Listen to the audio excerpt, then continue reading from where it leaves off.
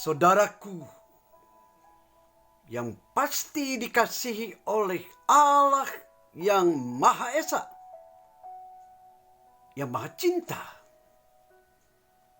saya ingin langsung berbagi apa yang paling fundamentalis yang memang ada di dalam juga semangat Presiden NKRI saat ini, yaitu revolusi mental. Harus dari mana mulainya revolusi mental itu? Dari keluarga, dari orang tua, yang memang di dalam Amsal pasal 22, kalau tidak salah ayat ke-6, saya sudah umur 74, jadi cepat lupa. Harus ngaku dulu sebelum Anda mencemoohkan kelemahan umum lumrah bagi seorang yang lansia. Amsal 22 ayat ke-6 berkata, didiklah orang muda, tentunya di jalan yang benar, bermoral. Apalagi Anda dan Andi itu adalah orang beragama. Antum dan Ane orang beragama. Bahkan begitu jumawa kita mengatakan agamakulah yang paling hebat, super. Dari situ Hitler sudah memberikan satu ajaran. Orang yang sok religius itu pada akhirnya uber alles. Yakin bahwa dirinya itu adalah orang pilihan. Yakin bahwa bangsanya itu adalah bangsa yang disebut Arya. Bangsa paling mulia. Dan oleh karena moral mental seperti itulah kemudian Jerman rakyatnya bisa diracuni oleh seorang Hitler yang impoten. Apakah di situ memang adalah gejala kejiwaan daripada orang yang impoten? Tetapi secara medis, dokter-dokter yang nggak tahu beres nggak moralnya juga menyatakan bahwa jangan merokok. Nanti ente sama Ane itu impoten. Catat baik-baik. Saya meledak-ledak karena itulah mungkin karakter saya. Jadi saat ini memang saya akan kembali ke Jakarta. Katanya harus masuk karantina. Saya siap. Bahkan saya akan mencontohkan. Di karantina Wisma Atlet itu, saya menjalankan fungsi saya, jabatan saya, bukan sebagai pedagang. Bukan sebagai yang namanya juga pejabat, wakil rakyat. Tetapi memang tetap sebagai pemimpin umat Kristiani. Di Amerika yang kecil. Bahkan satu pendeta di Kebayoran yang pernah bolak-balik ke Amerika memang melihat. Pak Luhut, Pak Jokowi, wakil rakyat yang lain. Wahai pengusaha Banten juga. Dengar apa yang diungkapkan pendeta dari Kebayoran. Ya memang si Andi punya umat kecil dan semuanya TKI. Jadi saya mestinya dimasukkan memang kepada karantina tidak berbayar ya. Dan saya akan menuntut hak saya. Untuk kemudian saya dikarantina. Tetapi bukan untuk menjadi penjahat, laknat, dan pengkhianat. Anda tengok di gambar. Saya bermesraan dengan adik-adik tentara. Yang ganteng, bersih. Tetapi kemudian, kenapa para adik tentara itu bisa dekat dengan saya? Karena saya menjalankan fungsi saya, wahai Ustadz, Kiai, wahai yang namanya juga UAS, wahai juga Aagim. Bukan bermotoran. bukan naik kuda, main panah-panahan. Bukan juga mendirikan rumah ibadah macam Babel yang akhirnya mau melawan Allah yang Maha Kuasa. Sembari menjual ayat-ayat di dunia yang penuh dengan mayat itu. Dan itu kan nantinya jadi yang disebut pejabat gak bener. Halus bicaranya, tetapi bulus moralnya. Maka disebutlah Banten adalah wilayah yang paling tiada bahagia. Disusul Jawa Barat, disusul yang namanya ibu kota. Di mana gak benernya saat ini juga mencoba berhalus-halus dengan buluskah? Agar nantinya bukan diperpanjang kegak benerannya, tetapi bakal menjadi penguasa yang pertama di Nusantara. Hebat bukan? Didiklah anak-anakmu sejak muda, sejak kecil. Dan dari situ saya suka heran-heran. Kok orang tua yang beragama bisa bangga bahwa anaknya menjadi pejabat pengkhianat rakyat. Liur aing mah seksi Sule mah. Ya saya memang kelahiran Cimahi, Pak Luhut, Bapak Presiden. Wahai wakil rakyat yang gedung MPR-nya sudah kudatangi untuk meneriakan selamatkan Kali Cisadane. Tetapi ditolak memang. Alasannya ada PCR. Alasannya Bapak mau ketemu wakil rakyatnya mana. Memang saya katakan tegas. Sekarang juga harap kedengaran tuh sama Fadlizon. Saya bilang bahwa saya mau ketemu wakil rakyat di gedung MPR. Yang gedungnya macam ikan pari-pari itu. Memang saya lantang berteriak. Saya mau ketemu wakil rakyat. Wakil rakyat yang mana Bapak? Ya ilah. Ini kan gedung wakil rakyat. Fadlizon lah yang mungkin yang saya bisa temui. Yang mulutnya besar itu. Lalu memang ada yang berhenti juga. Saya tidak bisa melihat tembus jendela mobil yang mengkilat itu. Itulah etika daripada pejabat yang menutupi jendela kacanya itu dengan yang namanya screen yang begitu hitam. Memang di Amerika juga ada yang namanya aturannya. Supaya tetap tembus mata sehingga di mobil itu jangan ada yang berzina atau memperkosa. Ternyata kan di Indonesia ada juga yang diperkosa di mobil kan. Oh, Anda tadi dengar saya mengatakan saya mengikuti ya pakar tata negara itu yang namanya Refli Kadrun. Yang mengikuti gaya dari Ridwan Saidi.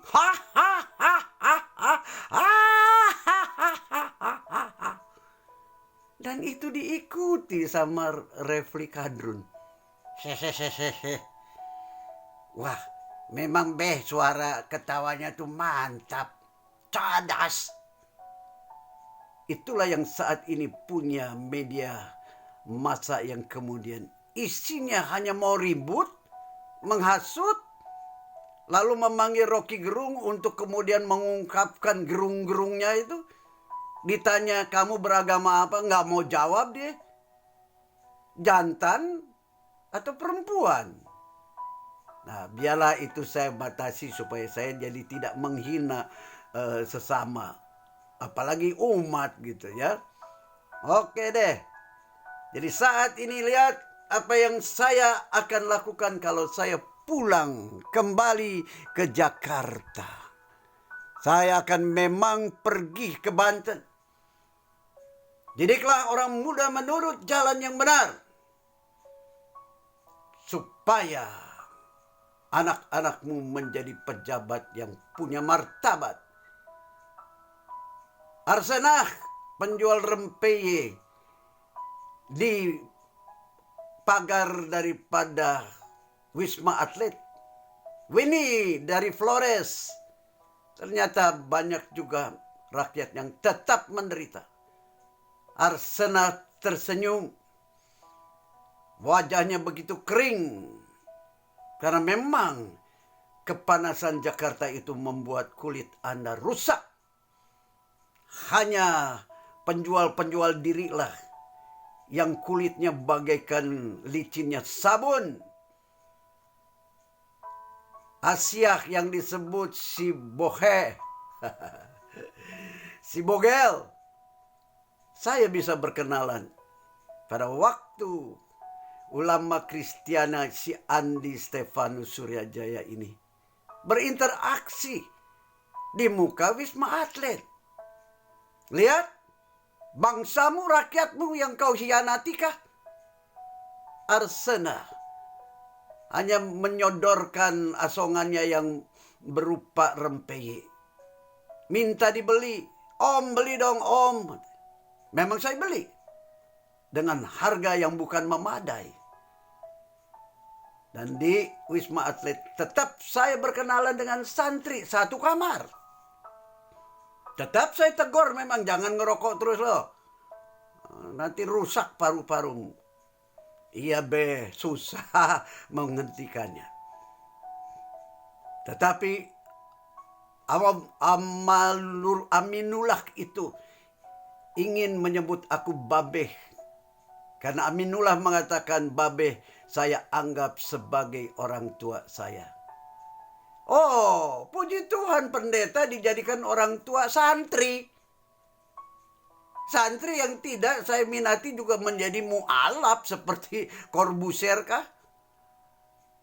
Seperti Walonika. Dan saya dandani dia dengan kacamata dari Amerika. Dia menulis alamatnya. Pulau Mandangin, Sampang, Madura. Jadi saya pendeta bisa disayangin sama Aminullah. Si Jeffrey setengah Ambon itu dari Jawa Timur. Kerjanya di Abu Dhabi. Tetap ada tasbihnya santri. Santri berkontak ke saudaranya di Madura.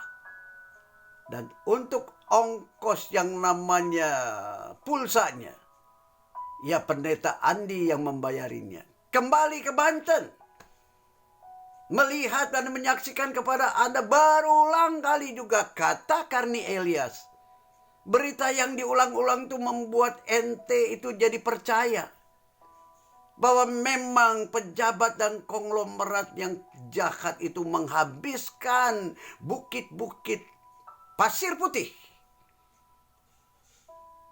Padahal berkali-kali juga ada penghentian.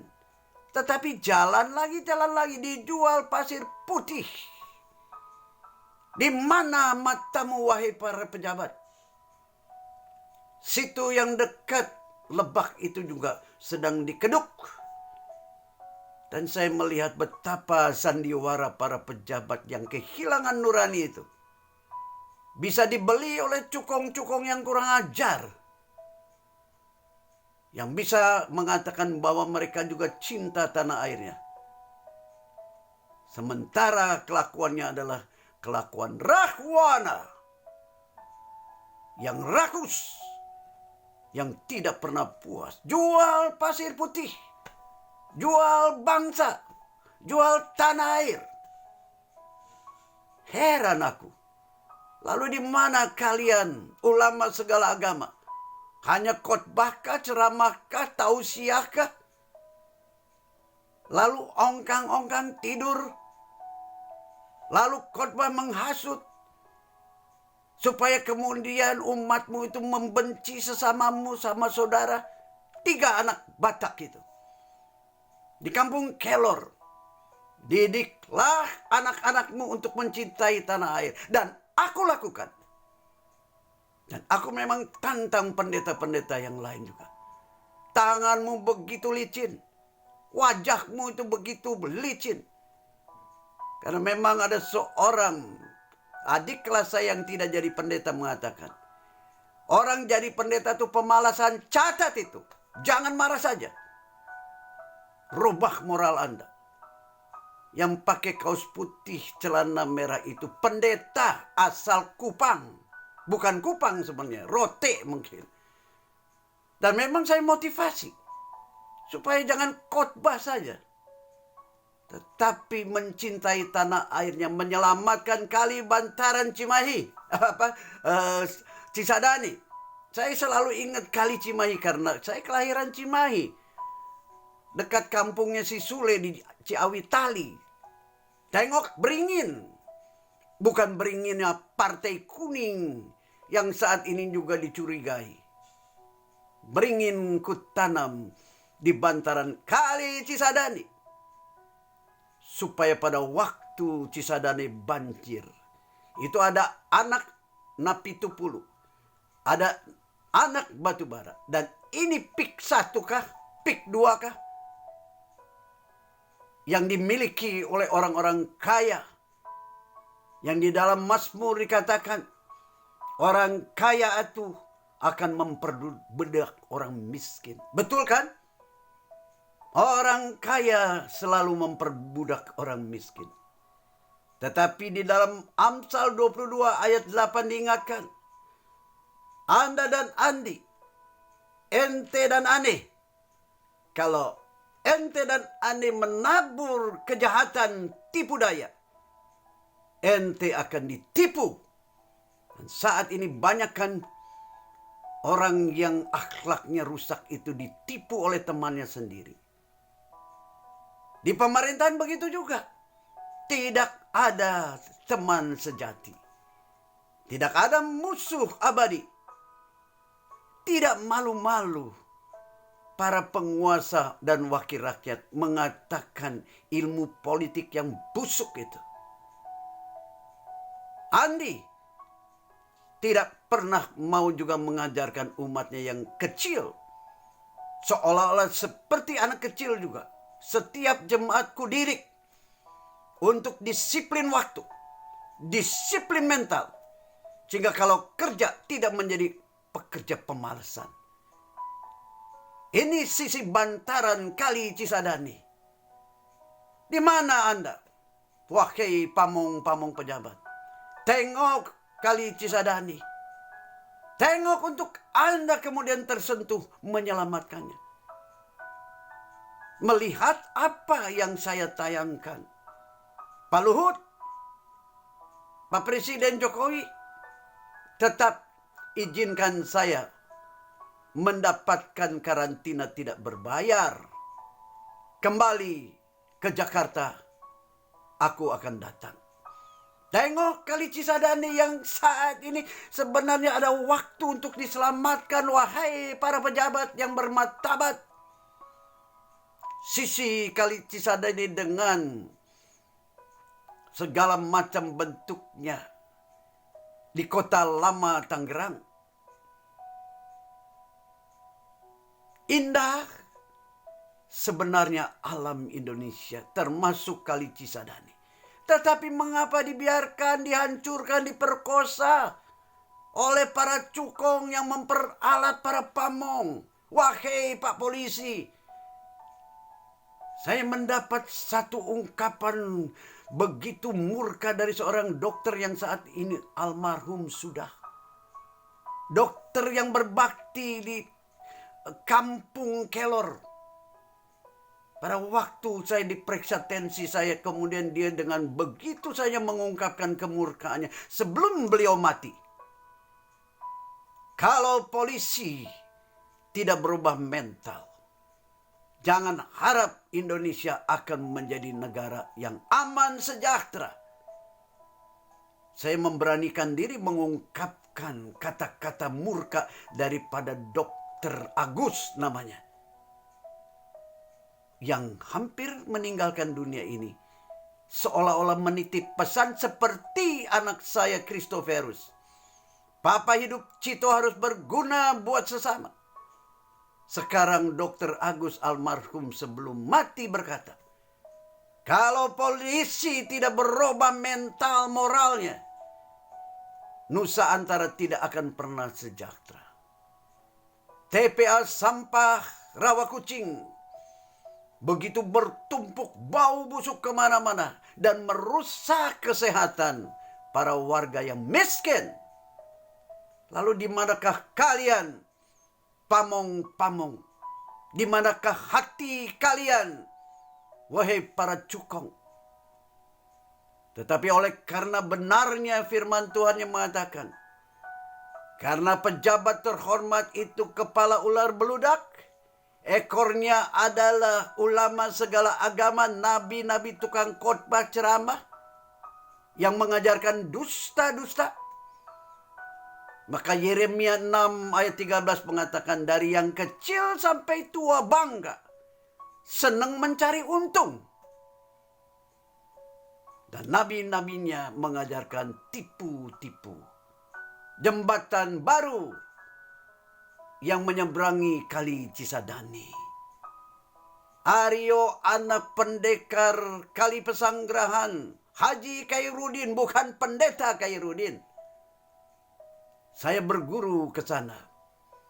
Saya meminta pertolongan daripada Haji Khairuddin untuk menyelamatkan kali Cisadane. Kembali ke Jakarta. Setelah dikarantina, aku akan pergi ke Banten, di mana rakyatnya disebut rakyat yang paling tidak mempunyai kebahagiaan. Padahal di situ banyak yang disebut orang-orang menjerit kepada Allahnya. Tetapi lelah, susah, dan akhirnya selalu gelisah, marah-marah, dan akhirnya membakar, menggarong orang yang disebut bukan orang Indonesia. Asing-asing dibakarnya rumahnya. Dan dari situ pertanyaan kembali, adakah keadilan yang engkau ajarkan, wahai pemimpin umat segala agama? Doakan agar si Andi Stefanus Suryajaya akan bisa kembali ke Indonesia, berbagi cinta dari sorga, sehingga sebentar sejenak sesamaku yang tidak berbahagia bisa tertawa. Ada beras yang dibagikan hanya untuk kira-kira 60 kepala keluarga di Cimaung, dekat Sungai Cisimut, Banten. Doakan, sementara saya mendoakan Anda juga. Dan mengajak Anda berdoa untuk para penguasa. Karena para penguasa itu adalah hamba Allah yang punya pedang keadilan. Bukan untuk memancung orang secara tirani, tetapi untuk menegakkan keadilan. Lihatlah rakyatmu yang miskin. Di mangrove, daerah mangrove Tanjung Burung, saya mengajak adik bimbinganku Denny Sumantri untuk mencintai tanah airnya, menyelamatkan mangrove-nya yang saat ini ada Kang Guntur. Doakan Kang Guntur agar jangan sampai bisa dibeli oleh cukong-cukong yang memang memakai uangnya untuk menghancurkan moral para pamong, menjadi pejabat-pejabat gak benar. Denny Sumantri, doakan. Dan saya juga tetap mendoakan dan mengingatkan murid-murid yang saya bimbing untuk menjadi orang Kristen yang punya moral tinggi, harga diri tinggi, tetapi peduli sesamanya juga tinggi. Melihat mangrove di Tanjung Burung, hati saya hancur belarakan. Karena tinggal secuil saja yang ada. Tuhan, selamatkan kali Cisadane. Selamatkan mangrove-mangrove di pantai utara. Selamatkan hutan-hutan di seluruh Nusantara. Selamatkan supaya sungai-sungai di seluruh Nusantara itu tidak dicemari. Kiranya Tuhan mendengar doaku melalui saluran YouTube yang membuat saya bisa mengungkapkan amarahku, kecewaku, dan juga mengungkapkan air mataku. Karena aku mencintai tanah airku, Cimahiku, yang kali Cimahinya dihancurkan begitu saja oleh para pejabat yang hatinya teramat sangat jahat. Amin.